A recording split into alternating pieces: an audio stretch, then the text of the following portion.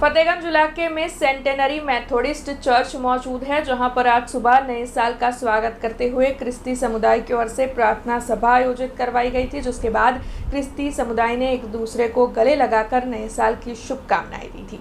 आज से साल 2026 यानी कि नए साल की शुरुआत हो चुकी है। तब वडोदरा शहर के फतेहगंज इलाके में मौजूद सेंटेनरी मेथोडिस्ट चर्च पर रात के 12 बजने के साथ ही नए साल के जश्न के माहौल को शुरू कर दिया गया था और आज सुबह भी चर्च पर प्रार्थना सभा आयोजित करवाई गई थी, जिस दौरान बड़ी तादाद में क्रिस्ती समुदाय के लोग वहां पर पहुंचे थे। प्रार्थना के बाद वहां पर मौजूद सभी की ओर से एक दूसरे को नए साल की शुभकामनाएं दी गई थी। तब आपको बता दें कि नए साल का स्वागत करते हुए कमाटी बाग में क्रिस्ती समुदाय का गेट टुगेदर भी आयोजित होने वाला है। वैसे आज चर्च में नए साल का स्वागत करते हुए क्रिस्ती समुदाय के लोगों ने एक दूसरे को केक, चॉकलेट, मिठाई खिलाई, एक दूसरे को गले लगाते हुए नए साल के जश्न की खुशी मनाई और साथ ही भगवान यीशु ख्रिस्त के सामने देश में शांति, अमन, भाईचारा और एकता बनाए रखने की प्रार्थना भी की।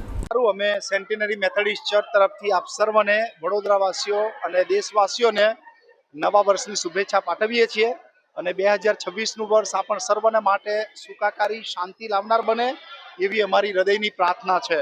અમે આજે સવારે આ મંદિરમાં દેશને માટે, આગેવાનો માટે, અધિકારીઓ માટે એ બધાને માટે પ્રાર્થના કરી છે અને અમે ખાતરી આપીએ છીએ કે અમે દેશને માટે પ્રાર્થના કરીશું અને દેશ વૃદ્ધિ પામે, પ્રગતિ પામે અને દેશમાં શાંતિ ને સલામતી હોય, દેશમાં પ્રેમ, માફીનો આત્મા હોય, એકબીજા ઉપર વિશ્વાસ કરે, એકબીજાને પ્રેમથી સ્વીકારે એવી અમારી સંદેશ, શુભેચ્છા અને પ્રાર્થના છે।